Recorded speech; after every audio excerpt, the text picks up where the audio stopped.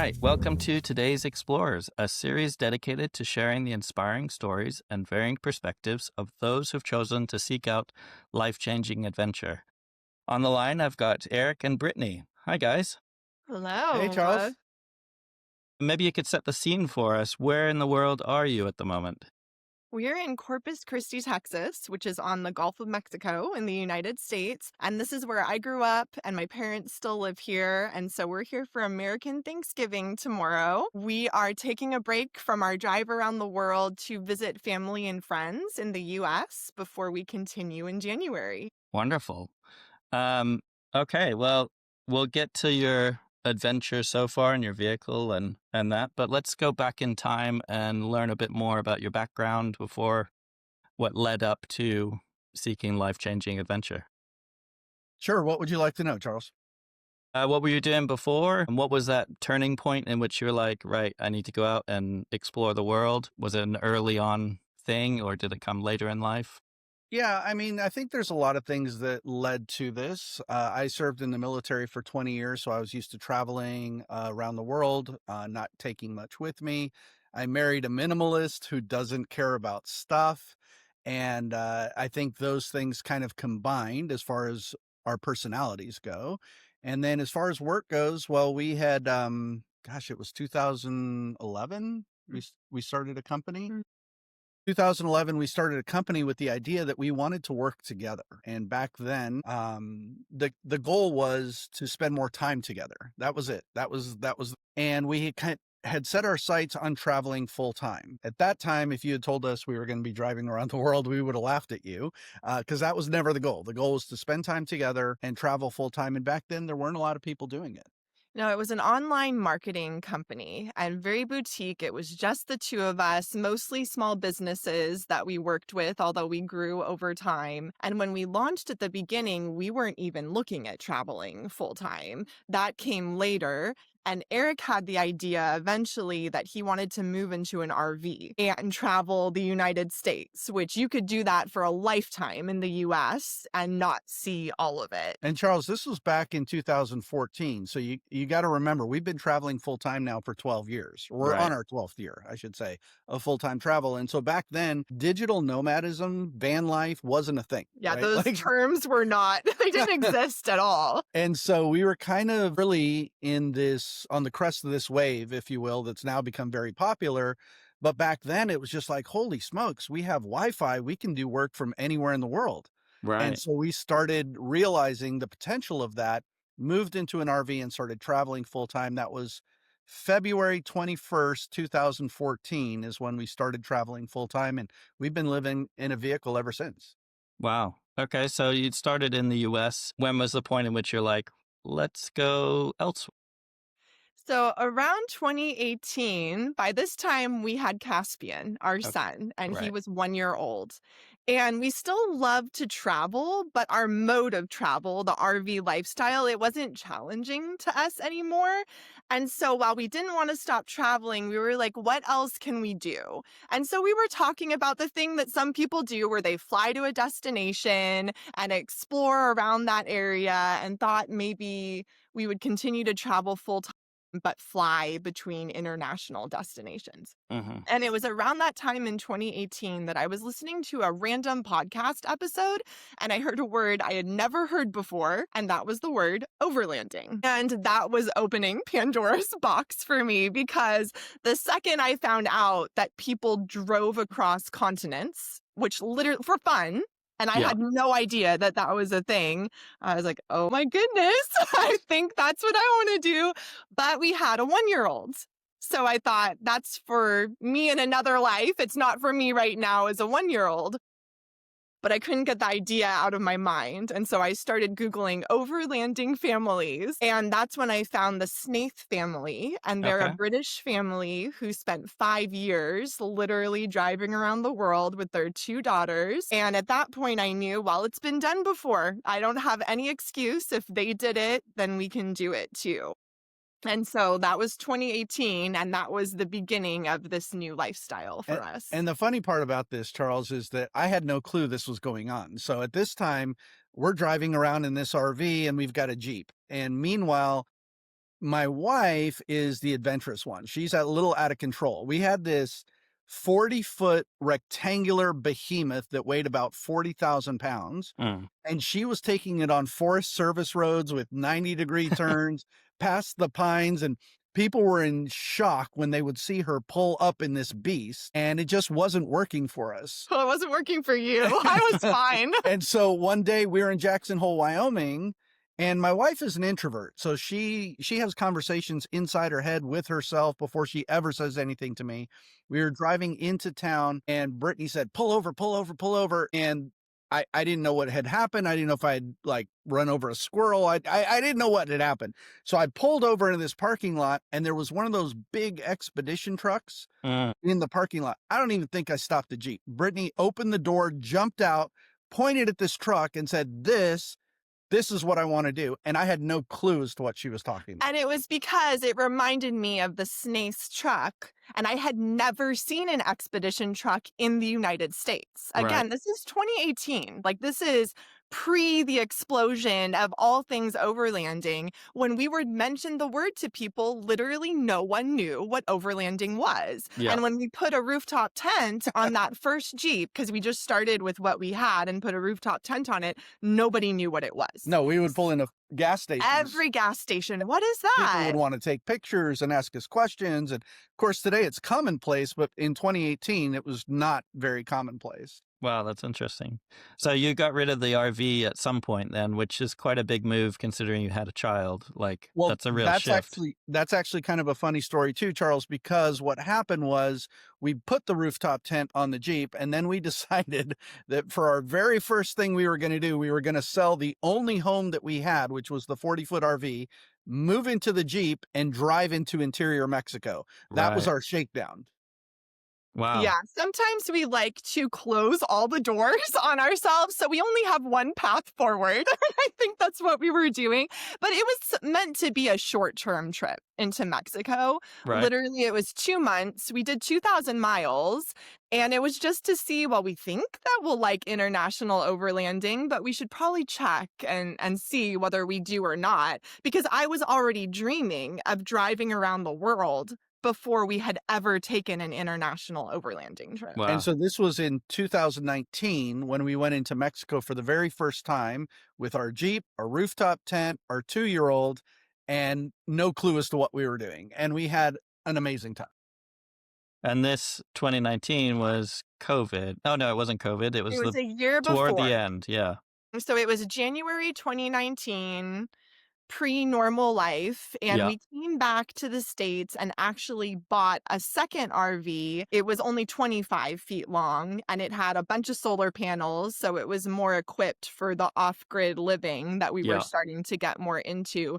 But we just weren't ready to start our big trip yet, and we had to do a lot of preparation. So we knew we had about a year and a half before we would really be able to leave. And we wanted, like, we had caught the bug. We enjoyed it. So we decided to go back into Mexico, but this time in a Baja. And we also did that in our first Jeep. And that was at the very beginning of 2020 before COVID hit. Okay. So we were in like late January, I think it was early February of 2020. We had driven all the way down to La Paz, had an incredible time in Baja. And then COVID hit while we were in Baja. Right. And at the same time, I got a call from a family member in Seattle, where I'm from, that my mother was not doing well. And so there was some concern at that time. Maybe it was COVID because she was elderly. And so we left Baja, turned around, and drove straight back up to Seattle to minister to her and take care of her. And then COVID hit, and we sheltered in place at her home in Seattle. Okay. Yeah. So that kind of worked out for you in terms of, yeah. It did, because 2020 was our year that we were going to sell one of our businesses, hand off some of our other business projects. It was the year to really get serious and Right. do the things that needed to be done.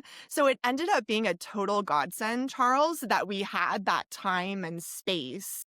Literally, it was in Seattle, and Mhm. Seattle had one of the strictest lockdowns in Yeah. the whole country. And so we had nothing but time and focus to do all these things that we needed to do. And at Right. this time, we're already preparing and dreaming for this global overlanding journey. So we were selling the business, we were getting rid of our other assets, and just kind of getting ready for this, deciding what platform we were going to try and take around the world, what fit us. There was a lot of research going on, et cetera, as we made preparations to start our global overlanding journey, which wouldn't start until October 9th of 2021. Okay. There was this window between March of 2020 when COVID hit and October of 2021 where we basically got everything ready for a global trip. And it was a wild time because the whole world was shut down Yeah. Mhm. and all the borders were closed. And we had already announced to our community and our family and friends, hey, we're going to do this. And so all of them started saying, are you still going to go? And how are you going to go? And we didn't know Right. because Yeah. the whole world was shut down. And we basically said to them, we're just going to keep moving forward until we can't anymore. Right. I remember actually having a call. So we work with 28 different sponsors, not financial, but gear sponsors that help us get around the world. And Right. one of those is Warren from Warren Winches. And I'll never forget my conversation with Andy Lilienthal, which, by the way, he's a great guy, amazing traveler in and of his own right. But he asked me, he's like, are you sure you're going to go? Because everything's shut down. And my answer to him was, we're going to keep driving until they tell us we cannot drive any further. Right. And he was like, good to go. We're behind you. So it was really cool to do that. Yeah. And then the borders literally opened up in front of us Yeah. as we moved south. Around that time, it started to ease up and things like that. Yeah. When we crossed into Mexico, the furthest south you could go was Nicaragua. Nicaragua's borders were closed. And Nicaragua, you can't get around. You have to drive through it because it takes up the entirety of Central America from one coast to the other.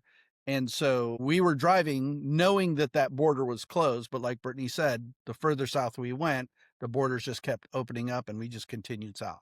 Wow. Talk about, yeah, perfect timing as far as all that stuff. What special skills do you guys bring to your overland travels? We're super normal people.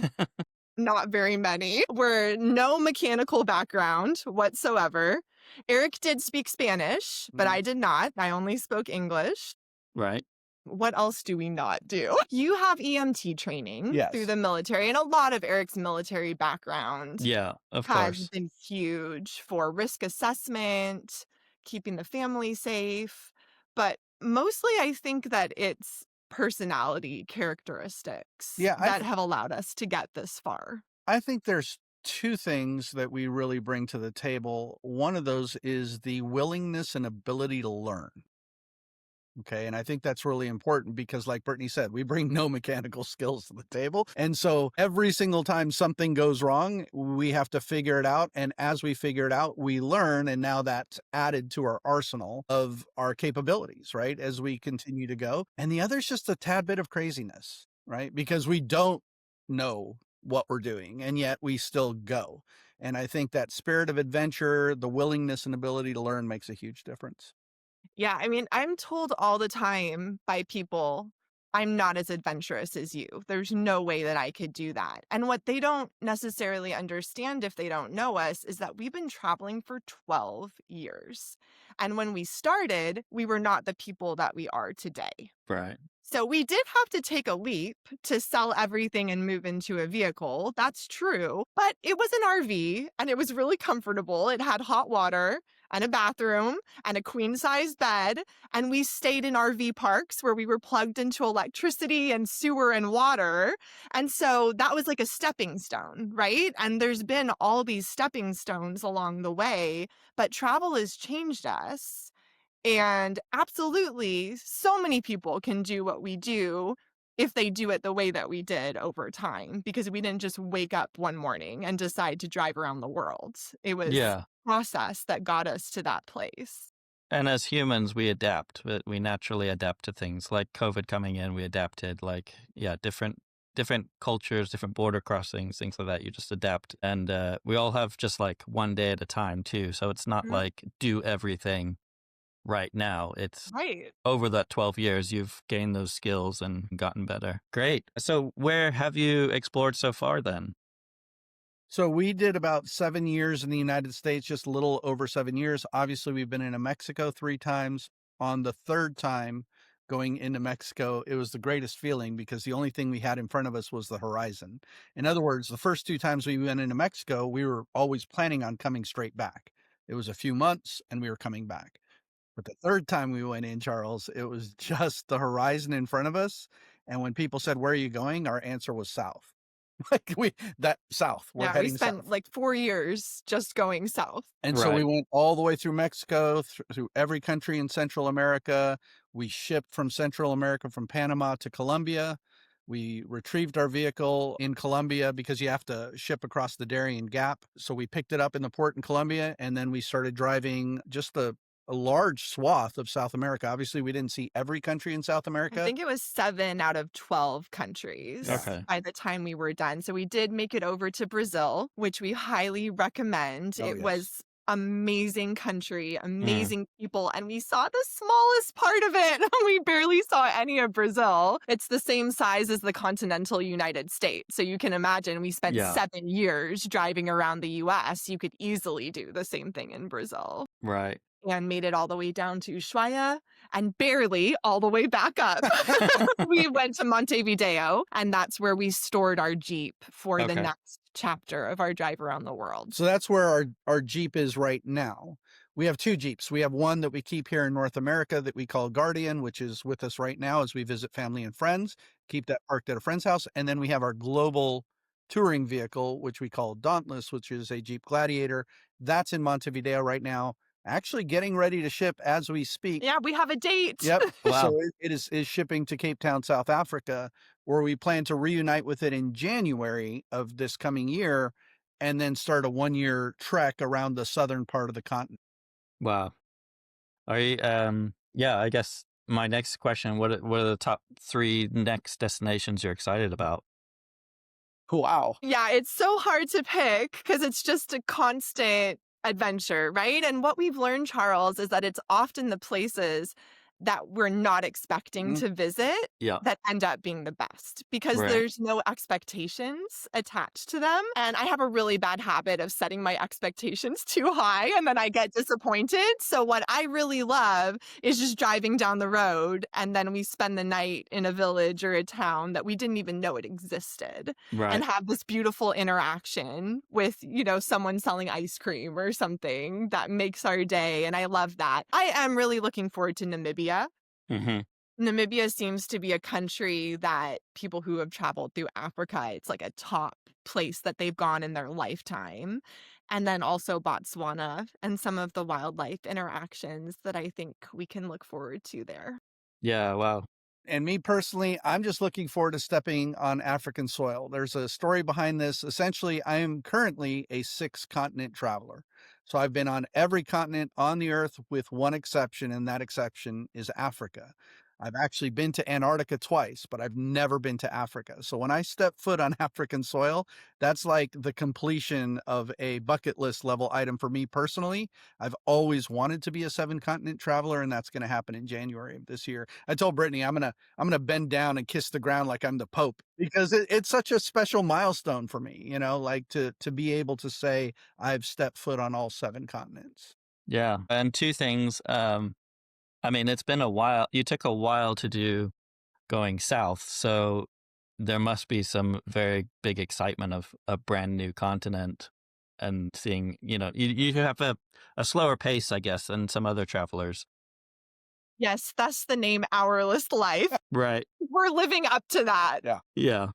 Yeah, South America is tricky because when you're getting down to Patagonia, you really have to time the season. Okay. And so if you miss a summer going down to Ushuaia, you have to wait a whole nother year. And so that's a really interesting dynamic, which I know we'll hit in other places, but definitely you have to calculate that in South America. So we did miss it one winter because I think we had a US trip back that was planned. And so then we had to wait Well, like a whole other year. but what happened, Charles, and this is just funny because this doesn't happen to most normal people, right? We're in Argentina and the plan is to head south to Ushuaia, but we missed the window. So Brittany decides, hey, do you want to take a detour? Like when you think of detour, Charles, you think of like, I'm going to take that road instead of this road. Brittany's detour was 3,000 miles to Brazil. Wow. Right? which ended up being an amazing part of our adventure. And I'm so glad that we did it. But who takes a 3,000-mile detour? And the whole reason was because, like Brittany said, there's a window in which you can drive through Patagonia where it's actually feasible to make that drive back and forth due to weather. And so we took this 3,000-mile detour to Brazil, had an amazing time, and then went Yeah, south. Brazil in winter was perfect Mhm. and we had a great visit, but we essentially live around our vehicle because we have a Jeep Gladiator and an Alu-Cab Canopy Camper, and it's great for sleeping and we can sit in there, but we don't toilet in there and we don't cook in there. And so all of those things happen outside of the vehicle. So we're very sensitive to the weather in the Yeah, build that we have. Yeah, that we're like makes sense. reptiles. We have to manage our own body temperature Yeah, yeah. by weather alone. Yeah, for sure. And the weather should be decently good in Africa as you go. Yeah, the other thing I was going to mention was I grew up in Mali, West Africa. I'm curious if it's very much a troubled nation at the moment, security wise, but I always check if people's intentions are to travel through there at some point, but you'll have to see when you get closer. Well, we have a rough itinerary Mhm. of what Yeah. we're gonna do, and we're really only doing the southern part of the continent.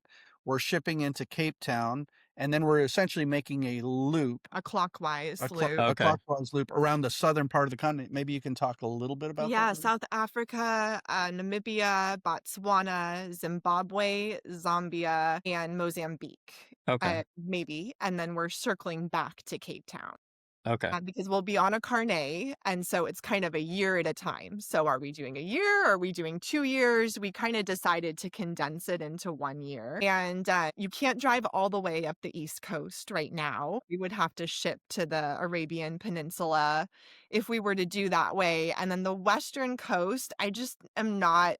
I don't believe that it's fair to take our young child to do the Western coast of Africa. I think it's probably just not a good idea for a lot of reasons. Mm, And I don't think it's an adventure, right? When you're driving up or down the west coast of Africa, that is about as adventurous as it gets for overlanding. And while I would love to do that, I'm not going to subject my son to doing that route at this right. age. Maybe when Yeah, he's an adult and he's in the driver's seat, I'll be in the passenger seat. that makes sense. You mentioned Brazil as a recommendation for people to visit. What are two others that you would recommend? My goodness, so many beautiful countries. Obviously, Mexico. Mexico's number 1. Hmm. If somebody asked me, I can only overland internationally into one country, which one is it gonna be? My personal answer would be Mexico. I think you would agree. I would agree. It's another huge country, so diverse, and the people are beautiful. And we've had so many good experiences. We tend to do the interior of the country, which is a lot of the old colonial cities with amazing architecture and food and history. And we have friends all throughout interior Mexico now. So that's another reason that it's very close to our hearts. And then for me, it would be Colombia Mm. is another country that I just absolutely loved. We spent 5 months there and we went all over, and I think about it almost every day, and I miss it and really look forward to going back. And as far as Mexico goes, Charles, for those of your listeners who may be in the United States, I mean, it takes less time to get to a tropical paradise in La Huasteca Potosina than it does to cross the state of Texas. Okay. And people don't think about it that way. People cross Texas all the time as they're doing road trips, going maybe from California to Florida or Florida back to California. But they don't even think I could go just a few hours into Mexico and be in a completely different world, and it's totally doable, right? And not only is it doable, it's amazing, and it's right there, and so there's just a huge encouragement for people to get their feet wet, do their due diligence, right? And then head down there and experience something that they would otherwise never experience. So that's one, and then as far as another country besides Brazil, Mexico, and Brittany said Colombia, I was really surprised by Chile, and I loved Chile. The cuisine there, the infrastructure, the roads, the fjords in Patagonia, the Carretera Austral, which is one of the most remote places to drive in South America, the Atacama Desert. I mean, the list just goes on and on and on. It's a beautiful, beautiful country. Yeah, Chile's on my list for sure of places to visit. Yeah, that's great. I mean, the Americans need to know that Mexico's on their doorstep too. go and travel and get that flavor and the taste of international travel is right there on the doorstep. So you said you have two vehicles, but let's talk about the main one that you do, the world trip. It's a Gladiator, you said. What year is it, and what modifications have you done that make So it it's a comfortable? Yeah, no, that's fine. It's a 2021 Jeep Gladiator Sport is the Hmm. trim, and that's important because the Sport actually has the highest payload capacity. When you add the tow package. Yeah, Right. so the Sport with the max tow package has the highest payload capacity that you can get in a Gladiator. And for anybody who's overlanded, you know how important payload capacity is. And if you haven't, payload capacity is very important. So we're letting you know. At the end of the day, that's what you can carry, right? How much weight you can carry. And it makes all the difference because you're kidding yourself out. You're talking about modifications. Everything you add or take away impacts that payload capacity of the vehicle. And so we've done our best to limit how much modifications we've done to the vehicle with the understanding that we've modded it to the point where we can use it for 3 people to drive around on pretty much any terrain. And so it is heavily modded out. We have a full video. Obviously, I can't do justice to what we've done to this vehicle, and it's not a plug for our YouTube channel, but there is a extensive video on our YouTube channel about that vehicle called Dauntless. And what I really appreciate about that video and what a lot of people have told me is that it wasn't just talking about the gear. It wasn't just about the winch or the solar panels or the fridge, but it was why we added what we added and why we placed it where we placed it, which makes a big difference. And a lot of people don't realize the philosophy behind an overland build, and we now have that experience that we could speak from that experience because we've made a lot of mistakes, right? And so Yeah, I mean, things like people really like our idea of a clean side and a dirty side on our Hmm. vehicle because, again, we live around it. And so on the dirty side, quote unquote, that's just our term, that's where our shower cube is, where we might shower and the ground might get wet. That same side is where our garbage bag is on the back of our door that swings out. And that's where our max tracks go to, which might be dirty. So that's all the dirty stuff. And then on the other side is where the door of the habitat swings open. So the door is open now to this side. That's where all my kitchen stuff hangs down on the other side of the door. Our table is there, our chairs are there.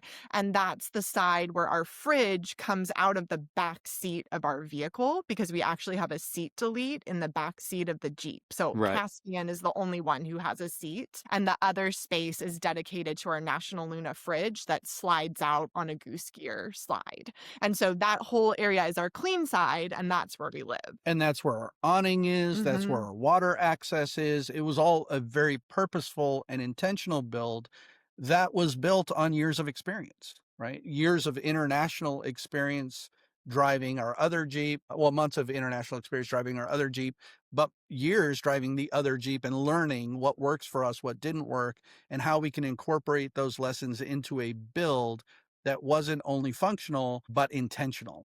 And again, there were so many unknowns. It was the second model year of the Gladiator. Mhm. So the Gladiator was brand new as a Hmm. vehicle, not to mention an overlanding vehicle. The Alu-Cab Canopy Camper was brand new to the United States. It had just started to be made and then imported to South Africa. And we decided on it before we had ever seen one in person. And then by the time that we got it, we had only ever seen it on one vehicle, and it wasn't even a Gladiator. It was a Tacoma. And then the fridge sliding out of the back seat, no one had ever done that before on a Gladiator. And Jeep doors have really weird shapes. And so everyone was measuring and double measuring, and there were just so many unknowns of whether all these pieces were going to come together or not. But we have loved our build. It has been so good to Yeah, us. it's dialed in. Matter of fact, the fridge clears by centimeters. Everything is so dialed in to what we're doing, and so it's been really good. It's Mhm. been really really good to us. That's awesome. Yeah, I'll be sure to add the link to that video overview so people can go check that out as well. Still on gear, if you could pick 5 pieces of equipment that you have to travel with, what would those be? I always know my first one. It's my vacuum. I have a little Dyson handheld vacuum with just a little piece that comes out. I use it every day at camp, and especially with a young son, I don't know how I could live without. I mean, it's your home, so that makes sense. You gotta Yeah, have exactly. yeah. I think that other than tools and recovery gear, tools, recovery gear, and safety gear, Hmm. which are all important. The litmus test for any gear is going to be frequency of use. And this is really important to understand because people will go and spend $1,500 on a winch that they'll never use, but they won't spend more than $20 on a camping chair, which they'll use 3 to 5 times a day. And that Right. makes no sense, right? Right. You want to spend your discretionary funds on the things that you are going to get the most use out of, that's going to make the most change in your life. For example, a good pillow is much better for you than auxiliary lights. Okay, Yeah. just going to throw that out there because you're going to use it every single day. The auxiliary lights you're probably going to use once, twice, Yeah, I 10 mean, times a year. the rule of thumb is don't drive at night. And so I Yeah. don't even know. And auxiliary lights are even illegal in some countries. We had to cover ours up Yeah, Oh, wow. in Honduras. Honduras. We literally had to take pieces of black garbage bags and zip tie them around all our lights. So Wow. with that said, as far as gear goes, I preface that, Charles, because I think it's important for any of your listeners who are considering the purchase of gear, right? The question is, how often am I going to use this? And if I'm going to use it frequently, then that's where I should invest something. So when I tell you that you should consider buying $300 camping chairs, your audience would normally laugh at us and say, that's insane. I can go to Walmart or, some chain store and buy one for $20. But you're going to be we still have our original chairs from Helinox and they're in fantastic condition. And we've been using them now since 2018. And so there's something to be said for getting a high quality piece of equipment. So I would say camping chairs are really high on the list. I would say your fridge is really high on the list because you're going to use that all the time. I would also say that a Garmin InReach or some sort of satellite communication device is really important if you're going to be going off grid to an area that has no cellular signal. That's for the safety of you and your family or whoever's traveling. Really important piece of gear. As a Yeah. matter of fact, we're considering upgrading our Garmin now before we head into Africa. Right, because we still have the same one that we got in 2018 when Mhm. we first started overlanding. So the technology has changed a lot since then. Right. But anything that you're going to use frequently like that. So people always want to talk about the really cool stuff, right? Like the winch and the lights and the blah, blah, blah, blah, the solar panels. But here's what I'm going to tell you, okay? Your camping chair, your pillow, right? A good flashlight, a good knife, like some of the basic fundamentals. One of the things that never leaves my side when we're out is my Leatherman Arc. Hmm. A Leatherman, the Arc is the model of it. That thing goes everywhere with me. I use it 3 to 5 times a day. Right. What about internet? What do you guys do for connections and stuff? Do you have Starlink or? So we get local SIM cards in Okay. every country that we go into. And I know that there are so many eSIMs now, but we find that since we're doing this long term for years, it's much more cost effective to get local SIM cards Yeah. than eSIMs, which tend to be more expensive. And we have been amazed at our internet connectivity. Going through Latin America, we have had internet on our phones places that you would not have it in a comparable place in the United States. So Right. that has been really impressive and actually sometimes disappointing because I wanted to be more disconnected than I ended up being in Latin America. Well, Starlink was not available when we left in 2021. We did eventually get a unit towards the end, I'd say within the last year of South America. And so we still have that in Dauntless. But Starlink is not available for use in all countries. And so that's the other thing. I don't know how many of your audience members are thinking of global international travel. But for example, we're heading to Cape Town, South Africa. Elon Musk is South African. Hmm. Starlink is not allowed in South Africa, Well, interesting. in the country of his birth. And so we have one in the Jeep. I honestly don't know what's going to happen when we get there. Are they going to confiscate it? Are they going to let me keep it as long as I don't use it? Because in other countries in Southern Africa, it is something you can use. And I would love to have the accessibility that it provides. Yeah, I think that We in just don't know. those few countries that I listed that we're going to be visiting, I think that in the majority of them, Starlink is not allowed. And I think maybe 2 or 3 of them, it's currently permitted for use. But that's unique to Africa. And when we go to Europe, whether we're buying a new one or whatever happens with this one we have right now, I think that we will have Starlink in Europe because it has been a game changer Yeah. for security. When we're broken down and our phones don't work, that is a huge resource to have Yeah. for staying connected with our loved ones on such a long journey. I resisted it for a long time and I still don't love the idea, but I can't deny that it's been useful in a very real way. It's that safety backup like the Garmin. It's just nice to have. You know it's there if you need it. Yeah, and a lot of us have work tasks on the road too. Right. I write for Overland Journal and I have deadlines and things that I need to do. And a lot of us who are long-term overlanders, we have to put food on the table. So we're Yeah. still doing something for work. And Starlink makes it sustainable in that Right. way, where we can still explore and go to the places we want to go to without being limited to closer to where more people live with our phones. Right. And we've Yeah. had the benefit, Charles, of trying out 2 units. When we came back, I should say, and got the Starlink the first time, the Gen 3 was available, which is the really, really large one, with the large array on it. And that's what we took back to South America with us, which is a massive thing. And in order to deploy it, it's an evolution, right? It takes time. You've got to pull it out. You got to pull out this massive dish. You got to plug in the router and find some sort of thing that transfers power to it's a whole thing. When we got back to the US, we picked up a Starlink Mini, which we currently have with us now, and you literally plug it into any outlet and you have internet. It's tiny, it's small, it has a really small footprint. It doesn't deliver the top speeds of the Gen 3, but on most given days, it's comparable enough, and it's good enough to do this, to stream. So I think it meets, unless you're doing some kind of really heavy work that requires massive speeds, the Mini is the way to go for any traveler, and it's so small. Yeah, it's incredible. Yeah, really, really happy with it. That's a good tip. Cool. Moving on to more reflective questions. What inspires you guys to explore? I love to learn. And this has been a really huge change in my life in the past 12 years because at the very beginning, I thought I knew a lot of things. And one of the things that I thought that I knew was that everyone should travel the way that we had decided to travel because why wouldn't you? Why wouldn't Mhm. you go for it if you could and your life situation allowed you to? And I think over the years, in all of my beliefs that I stood so strongly on, there's so much more nuance in what I see now because of how much more of the world that I've seen.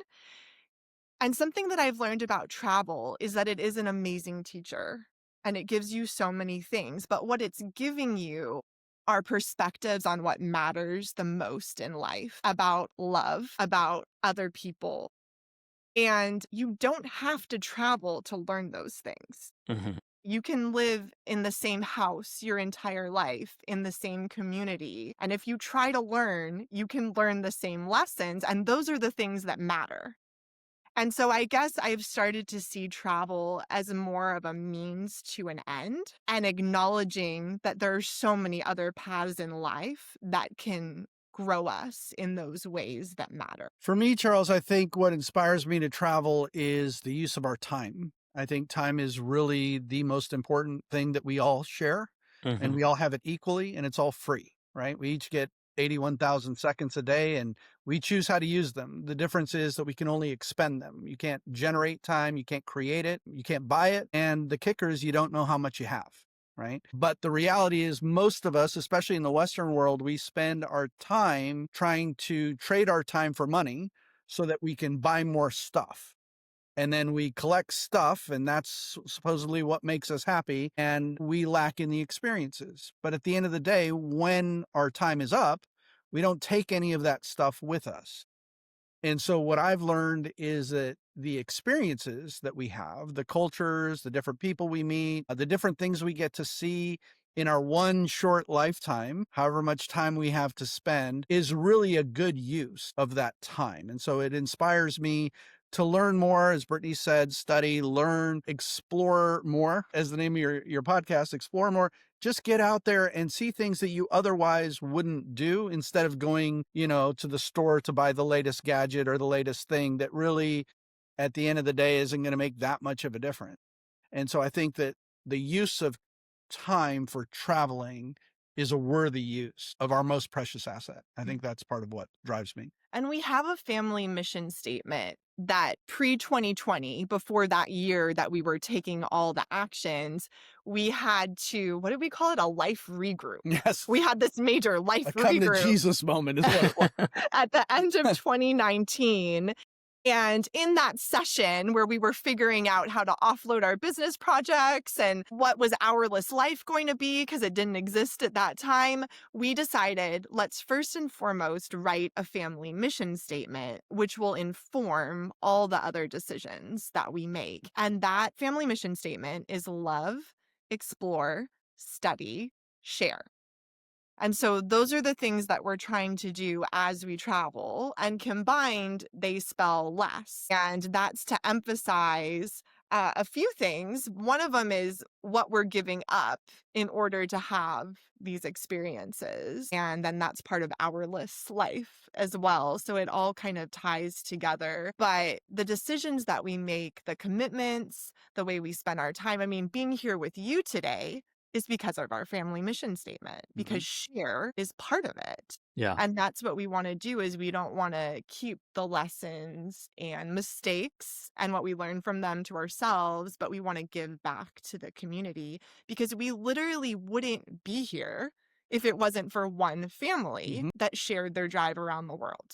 And Right. a podcaster who decided to interview them, right? So everybody's doing their part, and it's really important. But that whole It concept gives me goosebumps. right? Because hopefully, you never know, Charles. Maybe someday somebody will listen to this podcast, and it will inspire them to take that leap, to take the action to change their life.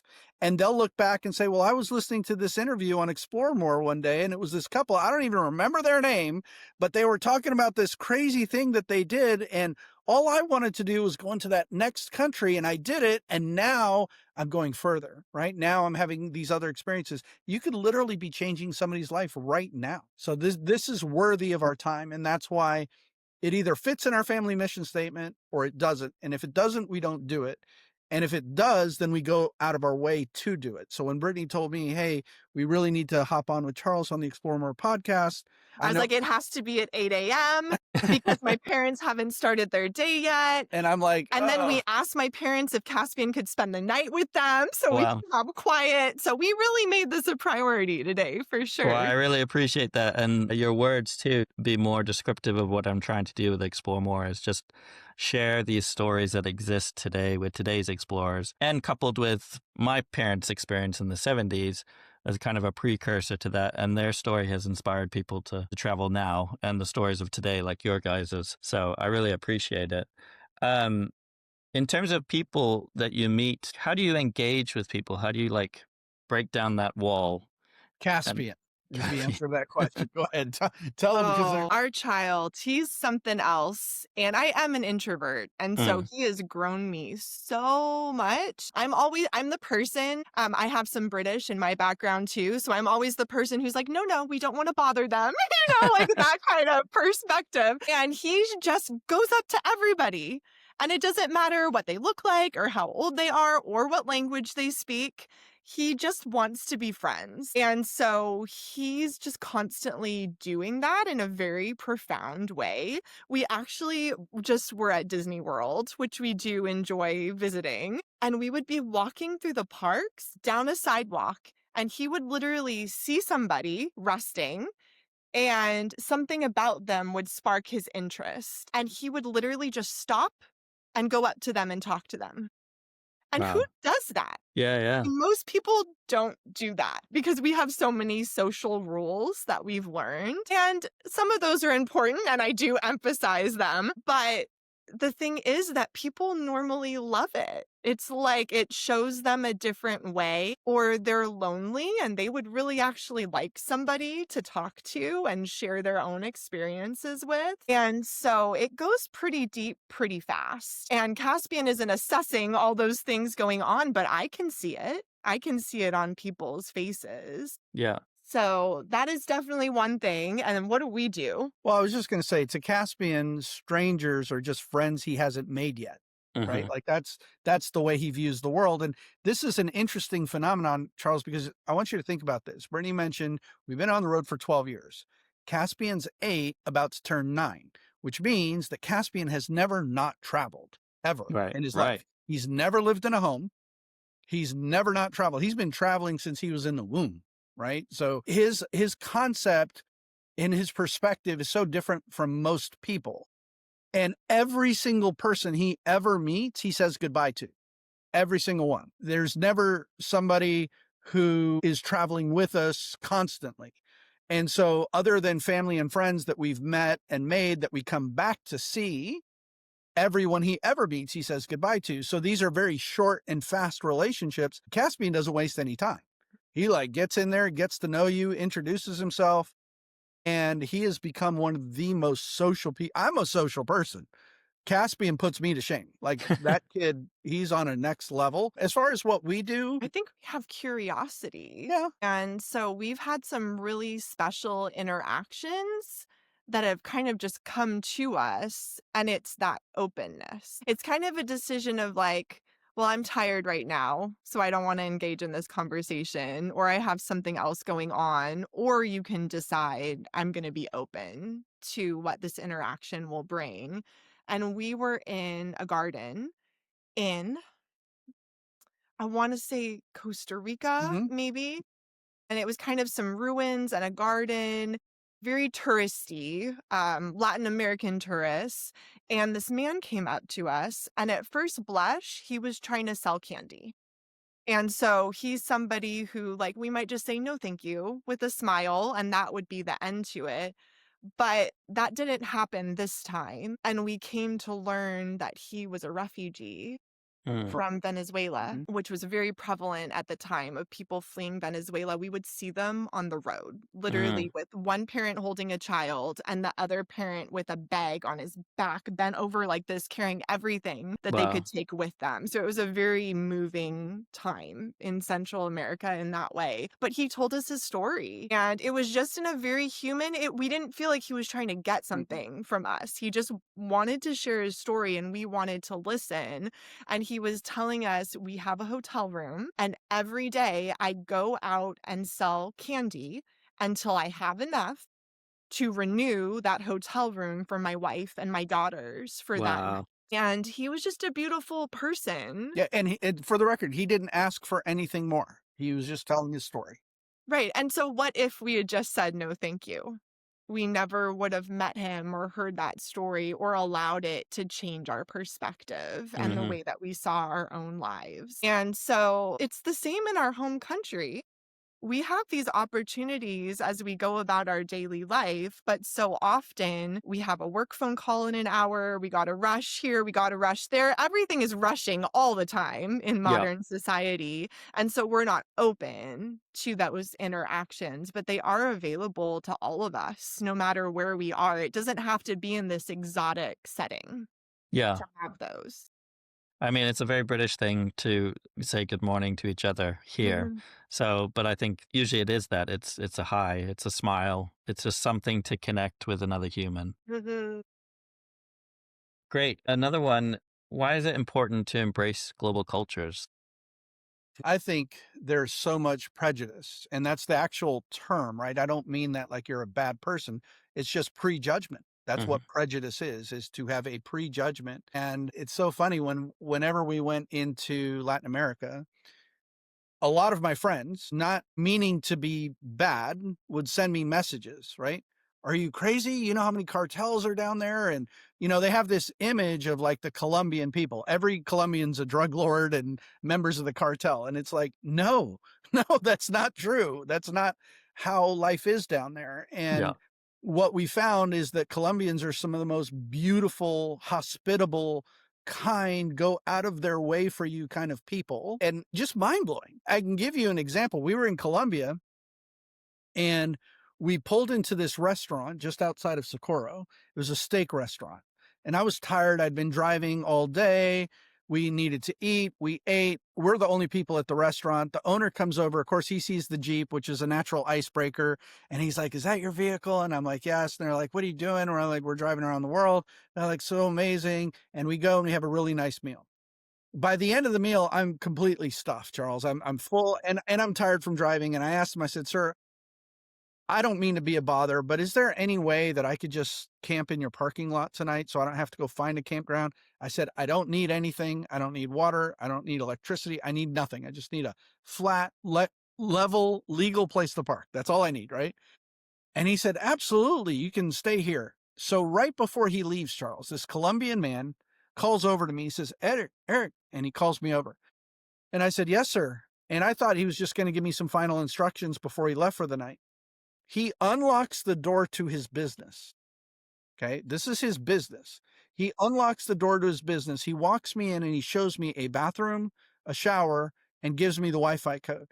And he said, Wow. "Listen, I'm going home, but I want you to have full and free access. If you guys want to shower, if you need to use the Wi-Fi, if it starts to rain, you just want to sit inside the building. You guys make this your home." And he left. Wow. He left the property.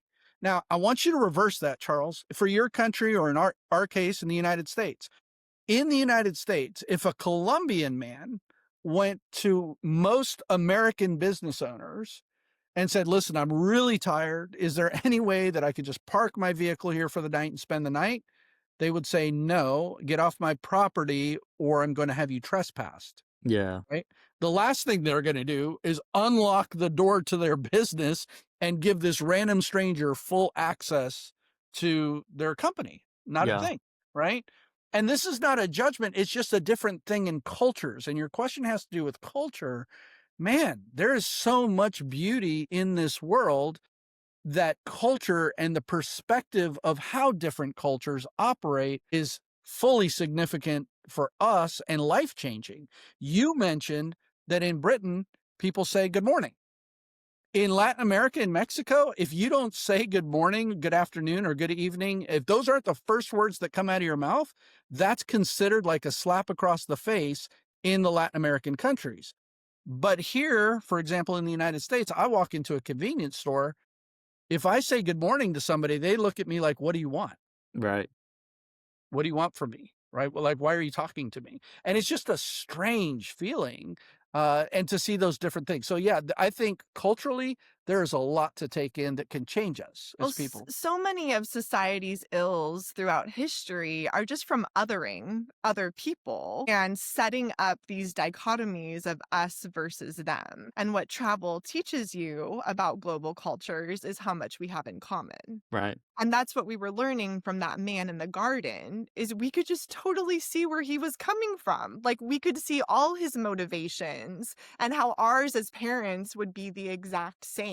And we could easily put ourselves into his shoes so that he was just a human just like us. And that's what's important about global culture is realizing how much we can work towards because society only works with compromise. And if we don't learn to compromise and see things from someone else's perspective, then things fall apart pretty quickly. And so, whether it's global culture or just my neighbor across the street, which we do the same thing with a lot of times because of a sign that might be up in their front yard or what have you, it's important to continued civil society to find the sameness. And that's what I see Caspian doing. Mhm. He doesn't see these differences that other people see. He just sees human beings who he can engage with. And also it's the willingness and openness to learn something new. Travel enables that. It does open your eyes. It does give you those experiences to be like, wow, this is different than what I saw on the internet or whatever. But you can still also get that from watching content of people who are traveling. And as long as that willingness there is to be open to learning something new, then you're good, is adapting and changing. And it's real, Charles. When we just finished South America, we went back to Mexico and we stayed in this one city for a few months, for 5 months or so. And we have these friends that go to an online church that we're a part of, and they wanted to come visit.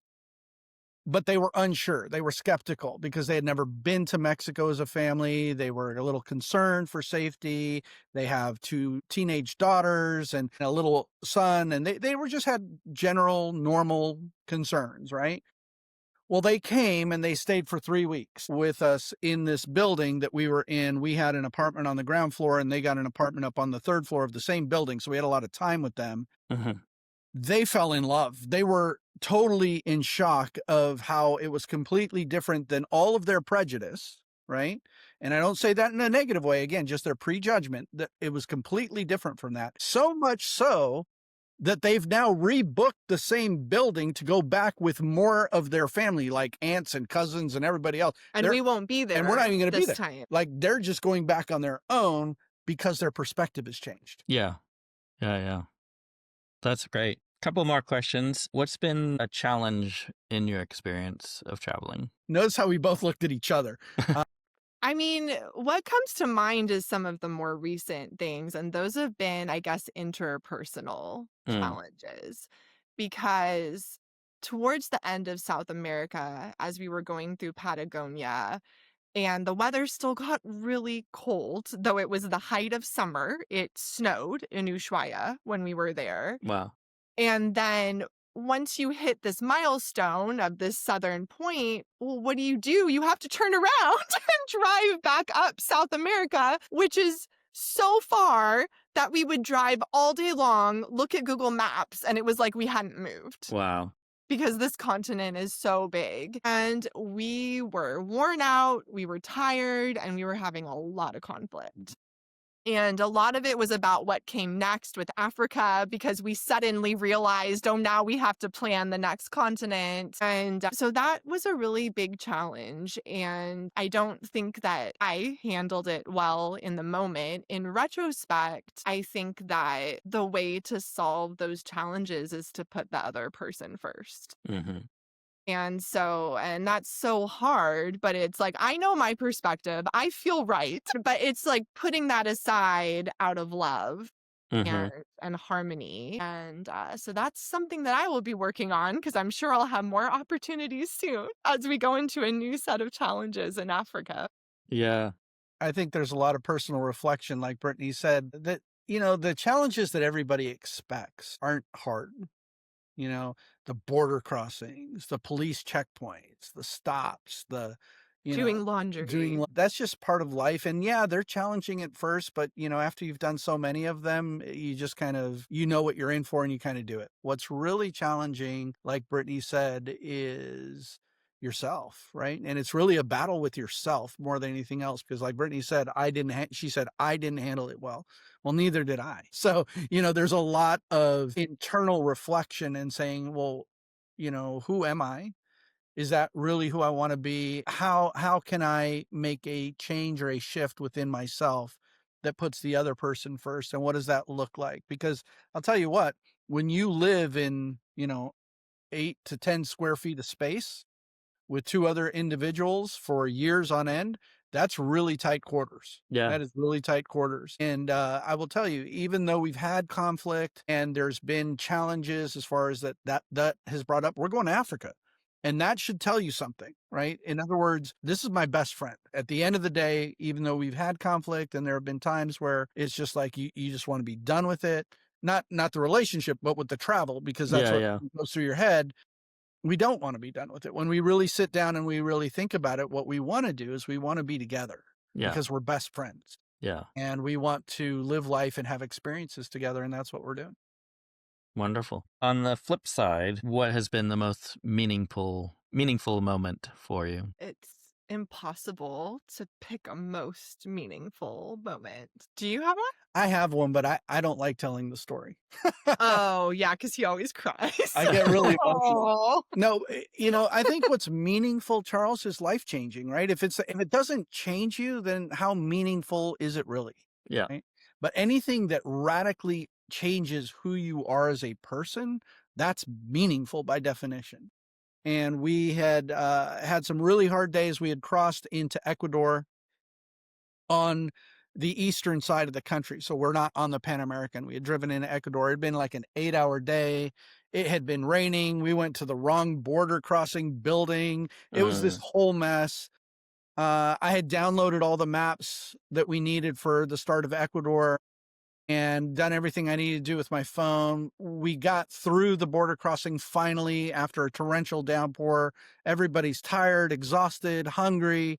We cross in on the eastern side of Like Ecuador. the Amazon Yeah. side. And my phone stops working, which has everything on it. It has all the maps. It has everything I downloaded. And I don't know where I'm going because I have no navigation at this point other than I'm driving through the Amazon jungle and I have no idea where I'm going.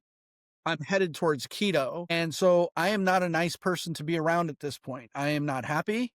I am very short tempered. My son is afraid to speak. My wife is afraid to look at me because they're concerned that I'm going to be triggered and I'm going to be set off like a firecracker, right? You could just tell I'm ready to explode. I was exhausted. And I was just sitting there in my own anger and self-pity and seething and rage, not saying anything. It was a whole lot of silence. And I'm driving up this, if you want to call it a road, kind of climbing towards Quito, going through the Amazon. And there was this broken down, dilapidated building. It was a 2-story building that only the bottom story remained and some of the foundation. And on this building was this little boy, and he was probably about Caspian's age, maybe a little bit younger. I'll never forget it, Charles. You talk about a life-changing moment, something that's meaningful. This little boy was wearing a yellow shirt and underwear. He had no pants, no shoes, no socks, and he had 2 rocks. And he was sitting on the side of this building playing with these rocks as if they were pretend cars, and he had the biggest smile on his face. And Charles, I looked at him and I just started weeping because my biggest concern was where I was going in my $125,000 vehicle and that my $1,200 phone wasn't working. Right. That was my concern. And I was angry and I was miserable and I was raging inside and my family was afraid to talk to me. And I looked at this boy and he was as happy as can be. There wasn't another adult in sight. And it shook me to the core. Moment shook me to the core and made me ask, who are you? Is that really who you are? Someone who gets upset over this? And it changed my perspective. It was meaningful. And I hate telling this story because but it moved me, right? And now it puts a lot of things into perspective for me, Charles, like on a daily basis. You know, I wonder, is this worth getting in an argument over? Is this worth having conflict over? Or, you know, is this worth me being upset over? Am I going to be upset about this in a year? And that's kind of become the litmus test. If I'm going to be upset about this in a year, then it's worth having conflict over. But if I'm going to forget about this a week from now, then there is no point in having conflict over whatever it is we're going to have conflict over. That's special. I'm going to slightly change this question geared towards like Caspian's experience. Like how has like travel, I know he's traveled his entire life, but like how do you think it's changed him, impacted him as he's grown up traveling? We always describe him as friendly and flexible. And we've talked about the friendliness already, but his flexibility is next level. We have had to learn it, but for him, it's natural. It's not unusual for us to wake up in the morning and not know where we're spending that night. And even when we make a plan, maybe by mid-morning, if we're lucky, it's not unusual for the plan to change. Because that campsite didn't work for whatever reason, or that road was closed, or there was traffic and we got behind. I mean, so many reasons. And he just takes it all in stride. And sure, as he's getting older, he's almost 9, he definitely has more opinions than he did when he was younger, but he understands the context and the flexibility that this lifestyle requires. And I just think that his whole perspective is not fixed in a way that so many of ours are. He's mentally flexible, that perspective and willingness to learn. He doesn't expect things to fit into boxes, I guess is a good way of putting it. Tell Charles about the vacation story. Yeah, right. So normal people, they think of vacation as going somewhere, right?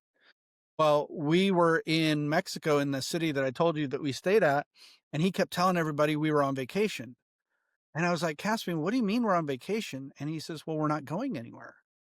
So in Caspian's mind, vacation is staying in one place, whereas Right. normal life is actually traveling, right? And it was so fascinating to hear him say that because it wasn't prompted. It was just the That way, was his definition that he came up with of vacation. yeah, vacation is staying in one place. So Wow. I just thought that that was really neat from Caspian's perspective. Yeah. Yeah. Yeah, that's great. And yeah, life skills early on that he's going to take on as he gets older and older. Brittany, Charles made me cry. I'm going to go get a tissue. I'll be right. Oh, he's waiting for you. Charles, I got to listen to your parents' podcast this year. Nice. It's been on my list for a very long time. And finally, during our time in Mexico, I listened to the whole Strangers Like Angels podcast and I loved it. Wonderful. So, anyone who's listening who hasn't heard that yet, I love that they did it, that it's their voices sharing their story. It was incredibly beautiful. Yeah. Wanted to let you know about that and also offer my condolences about your father. Yeah, thank you. Yeah, it's a really special sort of memento that, you know, as our kids get older, they'll be able to listen back and hear the voices of them. So I'm really glad we did it. And yeah, I'm glad you got to have a listen. That's really cool. So, last couple questions. We've talked about exploring more, engaging with others, and embracing global cultures, which is Explore More's mantra. What does those words mean to you as a mantra, I guess? Say it one more time, Charles. Explore more of the world, engage with others, and embrace global cultures. What it's about for us. I mean, that's pretty fundamental for our whole lifestyle and what we're out here doing. Mhm. Wait, take a screenshot. We're your poster children. Literally what your mission statement or your mantra is for Explore More is what we've been doing for the past 12 years and what we plan to continue doing. Like in our circle, in our community is aware that we're going to Africa next, but the plan after that is Europe, and the plan after that is Asia, and the plan after that is Australia. And Right. so we have no plans to stop, and we have plans to continue to do those three things. So Yeah. Yeah, and there comes a point where there are a lot of hardships and you do get tired and you ask yourself, why am I still doing this? This is really hard.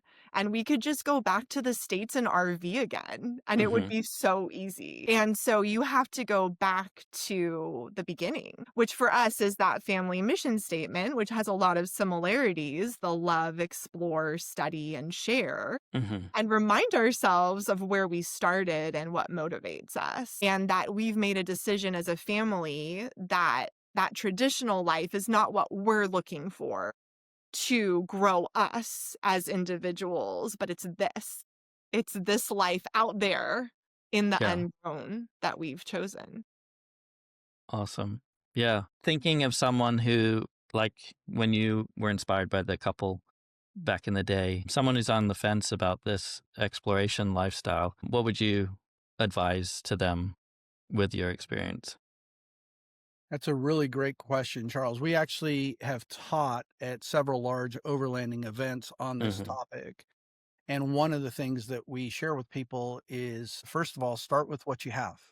Meaning, if you have a passion for travel, if you want to do this, don't think that you need to have all of the gear. In other words, there seems to be a lot of focus on gear and equipment, right? But the truth is that you need water, food, shelter, warmth, and sleep. Those are the five essentials. Hmm. If you have those and a spirit of adventure and a willingness to go, you can go anywhere in the world with those five things covered. Everything else is literally nice to have. And in some cases, good to have for safety purposes, security purposes. But really, those five things are the core. And so we tell people start with what you have and go. And make it about the experiences that you're going to have and see where that leads you, because everybody's journey is going to be different. We don't expect that anybody's journey is going to look exactly like ours. Matter of fact, we hope that it doesn't, because then you're living our dream. You should be living your dream, right? Whatever that looks like for you. Like, we don't fish, but we know people who love fishing, right? So we don't have fishing poles in our kit or Yeah. in a rig. But if you're a fisherman who doesn't, then that's going to be a problem for you because that's your passion. And so we just encourage people, get out there and start and go. But start with what you have. Don't spend a lot of money buying a bunch of gear that you don't even know what it's for, or if you need it, or if you want it. Rather save that money for the experiences that you could have.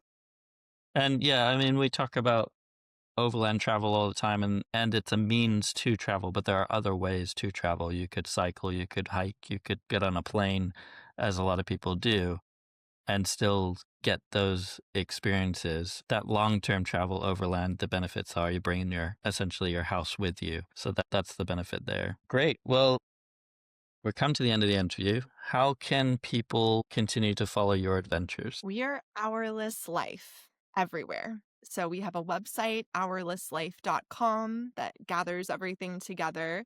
We're on Instagram and Facebook, and we have a YouTube channel as well. And our YouTube videos are like first-person perspective vlogs. So where one stops, the next one starts, and we have just one more video of South America that's about to launch. So all of our travels through Latin America are on YouTube, and it's quite an adventure that we share there. Yeah, what a great resource you guys have gathered together over the time. Yeah, well, thank you very much for being on the show and for sharing your perspective. And I will wish you luck on the next part of your adventure into Africa. Yeah, thank you very much.